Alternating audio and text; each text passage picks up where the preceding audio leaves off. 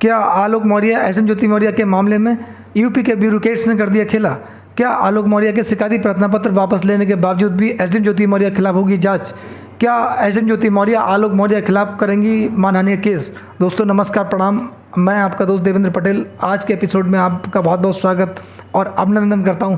दोस्तों आज हम एसएम ज्योति मौर्य और आलोक मौर्य के मामले में जो अब तक जो प्रकरण हुआ है उसमें पूरी वार्ता आपसे करेंगे और चर्चा के माध्यम से कुछ ना कुछ हासिल करने का प्रयास करेंगे। दोस्तों एसएम ज्योति मौर्य के पति आलोक मौर्य ने जो 28 अगस्त को अपनी पत्नी के खिलाफ जो शिकायत की थी, भ्रष्टाचार के आरोप लगाए थे, अवैध धन वसूली के आरोप लगाए थे और तमाम ऐसे आरोप लगाए थे जिनकी शिकायत उन्होंने शासन से की थी, जिसमें नियुक्ति विभाग ने जांच बैठा ली थी। सबको सर्व किया था, सबको जानकारी है, क्योंकि मामला जो था वह देश की जनता के बीच जन जन तक पहुंच चुका था।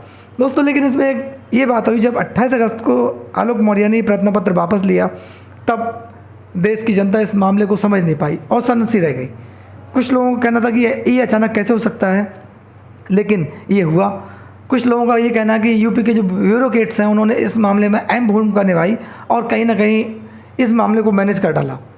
और इसमें कुछ आईपीएस अधिकारी भी थे, पूर्व आईपीएस अधिकारी जिनका भी नाम सामने आया था। लेकिन इसमें एसएम ज्योति मौर्य को काफ़ी फौरी तौर पर रिलीफ मिली और लोगों ने ये भी कहा कि इसमें समझौता हो गया है। लेकिन इस समझौते में आलोक मौर्य तो मीडिया के सामने आए, लेकिन एसएम ज्योति मौर्य मीडिया के सामने नहीं आई।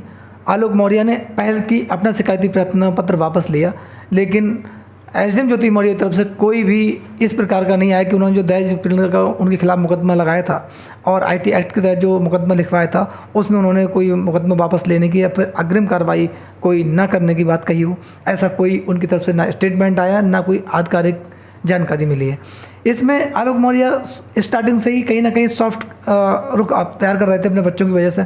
उन्होंने कहा था कि ठीक है, मैं अपने बच्चों के लिए कंप्रोमाइज़ कर सकता हूं। लेकिन एसडीएम ज्योति मौर्य की तरफ से कोई किसी प्रकार का कोई मैसेज या कोई मीडिया के सामने अपना बयान नहीं आया उनका, ना कोई जांच कमेटी के सामने उन्होंने बयान दिया। और इसमें कई ऐसे मामले आए थे कि ब्यूरोक्रेट्स को लेकर अगर बात कही जाए तब इसमें ऐसा भी माना जा रहा है कि ब्यूरोक्रेट्स ने कहीं ना कहीं आलोक मौर्य को मैनेज करके और उनको एक खेल में फंसा दिया, क्योंकि आलोक मौर्य के खिलाफ अब एसडीएम ज्योति मौर्य के पास ऑप्शन है कि वो चाहें तो मानहानि केस कर सकती हैं, मनीष दुबे भी कर सकते हैं। एक मामला तो ये बन रहा है। दूसरी बात ये कि एसएम ज्योति मौर्य कहीं ना कहीं इसमें जांच में फंस रही थी। उनके खिलाफ जो एविडेंस अगर मिल गए होते या फिर एविडेंस वो आलोक मौर्य दे देते तब कहीं ना कहीं एसएम ज्योति मौर्य के खिलाफ कार्रवाई हो सकती थी, जेल भी जाना पड़ सकता था, उनके खिलाफ एफआईआर भी हो सकती थी, यानी कि बर्खास्तगी तक का नंबर आ सकता था अगर आलोक मौर्य पर्याप्त एविडेंस देते जो उन्होंने आरोप अपनी पत्नी पर लगाए थे। कुछ लोगों का ये भी मानना है और न्याय के जो कानून के जानकार हैं उनका भी ये मानना है कि आलोक मौर्य ने भले ही अपना शिकायती प्रार्थना पत्र वापस ले लिया हो, लेकिन ये मामला गंभीर था और जिसमें भ्रष्टाचार का मामला था, अवैध धन वसूली का मामला था, तो जांच रुकना पॉसिबल नहीं है। भले ही ये जांच कमेटी अपनी जो बात है वो शासन तक पहुंचा दे, उसके बाद इसमें एक्शन ज़रूर होगा, क्योंकि एक्शन होना तय है, गंभीर आरोप है।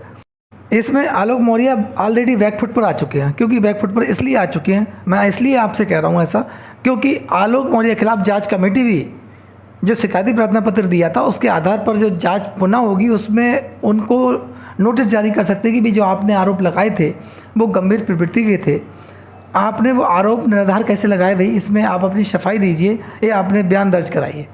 और अगर आधार था तब आपने वो शिकायत वापस क्यों ली, इसके पीछे कारण बताइए। उन्हें कुछ ना कुछ इसमें कारण देना होगा। एक तो ये जांच के मैटर में आलोक मौर्य के खिलाफ जो उंगली उठ रही है और कहीं ना कहीं देश की जनता का मुंह जो मन है वो मुखर हुआ है आलोक मौर्य से। लोगों को थोड़ी पीड़ा महसूस हुई है, क्योंकि लोगों को एक उम्मीद थी कि आलोक मौर्य कहीं जनता की भी लड़ाई लड़ने का काम कर रहे हैं और न्याय मिलने की उम्मीद हो सकती है देश की जनता को, लेकिन वो उसे कहीं ना कहीं ठेस पहुँची है। लोग इसको एहसास कर रहे हैं। आलोक मौर्य से काफ़ी उम्मीदें थी, वो उम्मीदें जो है टूट गई हैं। तब जांच कमेटी भी कहीं ना कहीं उनसे क्वेश्चन कर सकती है। दूसरा, एसडीएम ज्योति मौर्य अगर अपना मुकदमा वापस ना ले, आलोक मौर्य के पास फिर क्या रह जाएगा, या उनके खिलाफ वो और मुकदमे कर सकती हैं। उनके पास आईपीएस पीसीएस लॉ भी है, कहीं ना कहीं उन्हें जानकारी भी आलोक मौर्य से ज़्यादा हो सकती है। हालांकि आलोक मौर्य अपनी कानून सलाह अपने अधिवक्ताओं के द्वारा ले रहे हैं, वो चीज़ अलग है। ऐसा भी लोगों का कहना है कि यूपी में ब्यूरोक्रेट्स वो हावी है। कई बार इस प्रकार की खबर भी आ चुकी हैं कि यूपी में ब्यूरोक्रेट्स का जो है मामला काफ़ी हावी है, वहाँ पर प्रभावी रूप से ब्यूरोक्रेट्स काम करता है। और कहीं ना कहीं लोगों का इसमें ऐसा मानना है कि आलोक मौर्य के मामले में और एस एम ज्योति मौर्य के मामले में ब्यूरोक्रेट्स ने कहीं दबाव या कहीं और किसी प्रकार की कोई कहानी नहीं बनी हो, ऐसा माना। क्योंकि जब आलोक मौर्य मीडिया के सामने आए थे, उनके हाव भाव और जो साक्षात्कार मीडिया के समक्ष दे रहे थे, बयान दे रहे थे, अपनी बात रख रहे थे, उसमें हाव भाव उनके कहीं गायब थे। उनके अंदर जो कॉन्फिडेंस लेवल था वो काफ़ी डाउन था। उसके पीछे दो कारण हो सकते हैं, या तो कहीं उन पर दबाव था, या फिर ऐसा भी माना जा रहा है कि आलोक मौर्य ने जो कंप्रोमाइज़ किया है वो किस बेस पे किया, लोगों अफवाह भी है, एक वो सत्यता है क्या है इसको हम लोग डिफाइन नहीं कर सकते। लेकिन लोगों का कहना है कि कहीं ना कहीं एस एम ज्योति मौर्य आलोक मौर्य के बीच डील हुई है, या कुछ का कहना है कि आलोक मौर्य ने अब अपने पैर की पीछे खींचने में ही भलाई समझी। ये कई ऐसे मैटर सामने आए हैं। अब ये माना जा रहा है कि अब पूरी बाजी ज्योति मौर्य के हाथ में है। ज्योति मौर्य चाहें तो आलोक मौर्य को फंसा सकती हैं। और कानून के जानकार भी ये कह रहे हैं कि आलोक मौर्य ने प्रार्थना पत्र, शिकायती प्रार्थना पत्र को वापस लेकर कहीं ना कहीं बहुत बड़ी गलती की है। इसमें आलोक मौर्य के हाथ से पूरी बाजी निकल चुकी है। अब वो दोषी भी साबित हो सकते हैं। अब ये मामला ट्राई एंगल में फंस गया है। एक तरफ शासन प्रशासन जिसको जांच करनी है क्योंकि आरोप भ्रष्टाचार के लगे हैं, एक तरफ एस एम ज्योति मौर्य और एक तरफ मनीष दुबे। क्योंकि मनीष दुबे, कुछ जानकारों को कहना है मनीष दुबे भी इस मौके की तलाश में है कि भाई मेरी कहीं ना कहीं मानहानि हुई है और आलोक मौर्य ने मुझे नुकसान पहुंचाने का काम किया है, ऐसा उनका मानना है।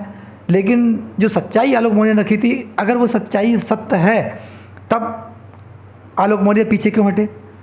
तब कहीं ना कहीं मनीष दुबे भी कोई कानूनी एंगल ले सकते हैं और इस्तेमाल कर सकते हैं।